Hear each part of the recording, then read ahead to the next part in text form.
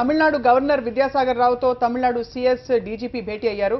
రాష్ట్రంలోని పరిస్థితులపై గవర్నర్కు వీళ్లు వివరించినట్లు కూడా తెలుస్తోంది. మరోవైపు హైకోర్టు ఆదేశాలతో గోల్డెన్ బే రిసార్ట్స్ కు డీజీపీ రాజేంద్రన్ బయలుదేరినట్లు కూడా తెలుస్తోంది. దీనిపై పూర్తి వివరాలు మా కరెస్పాండెంట్ ఇస్మాయిల్ అక్కడి నుంచి ఈ విషయాన్ని కవర్ చేస్తారు. ఇస్మాయిల్, నిజంగానే రిసార్ట్ లో అందరు బందీలుగా ఉన్నారా? తర్వాత రిసార్ట్ చుట్టూ వలయంగా చాలా మంది గుండాలు వచ్చినట్టుగా కొద్దిసేపటి క్రితం మరి సంజయ్ చెప్పారు. పరిస్థితి ఎలా ఉంది రిసార్ట్స్ దగ్గర?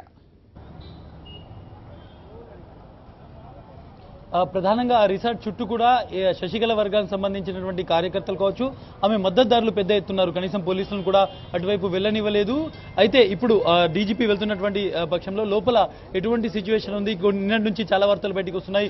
కొంతమంది ఎమ్మెల్యేలు తమను బలవంతంగా ఇక్కడ పెట్టారు అని దీక్ష చేస్తున్నారనేటువంటి వార్తలు వచ్చాయి. అయితే ఇవన్నీ కూడా సోషల్ మీడియాలో మాత్రమే ఉన్నాయి. ఇది పన్నీర్సెల్వం వర్గానికి చెందించిన వాళ్ళు ఇలాంటి వార్తలు వస్తున్నారా, నిజంగానే ఎట్లా జరుగుతుందా అనేది ఇప్పుడు డీజీపీ అక్కడ చేరుకున్న తర్వాత ఆయన వెరిఫై చేస్తే కానీ తెలియదు. హైకోర్టు ఆదేశాల ప్రకారం అక్కడ ఏదైతే ఎమ్మెల్యేలను బందీగా ఉంచారు అనేటువంటి ఒక హెబియస్ కార్పస్ పిటిషన్ ఏదైతే వేశారో దానికి సంబంధించి వాళ్ళు అఫిడవిట్ వేయాల్సింది పోలీసులు సోమవారంలోగా. సో దానికి సంబంధించి ఈరోజు డీజీపీ అక్కడికి వెళ్ళారని చెప్పొచ్చు. నిజంగానే అక్కడికి వెళ్ళిన తర్వాత ఎమ్మెల్యేలు ఏం చెప్తారు? ఎమ్మెల్యేలు నిజంగానే మేము స్వచ్ఛందంగా ఇక్కడికి వచ్చాము, మేము శశికళ మద్దతుదారులం అని చెప్తారా, లేకుంటే మమ్మల్ని బలవంతంగా ఇక్కడ తీసుకొచ్చారని చెప్తారనేది చాలా ముఖ్యమైనటువంటి అంశం. సో మరి కాసేపట్లో డీజీపీ లోపలికి వెళ్ళబోతున్నారు. అక్కడ బయట ఉన్నటువంటి కార్యకర్తలు ఎలా స్పందిస్తారు, ముఖ్యంగా ఎవరైతే శశికళ వర్గానికి సంబంధించినటువంటి మనుషులు ఉన్నారు వాళ్ళు ఎలా స్పందిస్తారనేది కూడా చూడాలి. లోపల నుంచి ఎటువంటి న్యూస్ వచ్చినా కానీ అది చాలా ఇంట్రెస్టింగ్ న్యూస్ గా ఉండబోతోంది. ఎంతమంది ఉన్నారు, ఎంతమంది ఎమ్మెల్యేలు రిసార్ట్లలో ఉన్నారు అనేది కూడా అఫిడవిట్ లో పోలీసులు ఇటు కోర్టుకు చెప్పేటువంటి అవకాశం ఉంది. సో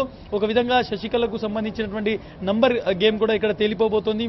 ఆ గవర్నర్ దగ్గరికి ఎమ్మెల్యేలను తీసుకెళ్లక ముందే కోర్టుకు పోలీసులు ఒక అఫిడవిట్ సమర్పించనున్నారు. ఆ అఫిడవిట్ లో నంబరింగ్ కూడా ఇచ్చేటువంటి అవకాశం ఉంది. స్వప్న, ఇస్మాయిల్, మనకు అందిన సమాచారం ప్రకారం వాళ్ళ ఫోన్స్ కూడా స్విచ్ ఆఫ్ అయిపోయి ఉన్నాయి. ఆ కుటుంబ సభ్యులందరూ వాళ్ళ కోసం వెతుకుంటున్నారు. మందులు టైంకి అందా లేదని ఆందోళన కొనసాగుతోంది. ఇలాంటివేవో వార్తలు వచ్చాయి. ఎంత వాస్తవం ఉంది అందులో? డెఫినెట్గా ఒక ఎమ్మెల్యేకి సంబంధించినటువంటి ఒక ఎమ్మెల్యే భర్త నిన్న హెబియస్ కార్పస్ చేశారు. నా భార్య ఎక్కడుందో తెలియట్లేదు అనేటువంటి ఒక హెబియస్ కార్పస్ నిన్న పిటిషన్లో నిన్న దాఖలైంది. చాలా మంది ఎమ్మెల్యేలకు సంబంధించినటువంటి వార్తలు వస్తున్నాయి. బట్ ఎక్కడైతే శశికళ వర్గానికి సంబంధించినటువంటి స్పోక్స్ పర్సన్స్ ఉన్నారో వాళ్ళు చాలా స్పష్టంగా చెప్తున్నారు, ఎమ్మెల్యేలు కావాలనే తమ ఫోన్లు స్విచ్ ఆఫ్ చేసుకున్నారు. చాలా మంది వాళ్ళను బెదిరింపు కాల్స్ వస్తున్నాయి, బెదిరిస్తున్నారు. కాబట్టి ఆ బెదిరింపులను తాళలేకనే వాళ్ళు ఫోన్లు స్విచ్ ఆఫ్ చేసుకున్నారు. స్వచ్ఛందంగా వాళ్ళు రిసార్ట్స్కి వచ్చారు. వాళ్ళు శశికళకు మద్దతుగా ఉన్నారు అనేటువంటిది శశికళ వర్గానికి సంబంధించినటువంటి స్పోక్స్ పర్సన్ మార్నింగ్ చెప్పినటువంటి అన్నమాట. అయితే ఇప్పుడు డీజీపీ వెళ్తున్నటువంటి నేపథ్యంలో చాలా వాస్తవాలు బయటకు వచ్చేటువంటి అవకాశం ఉంది.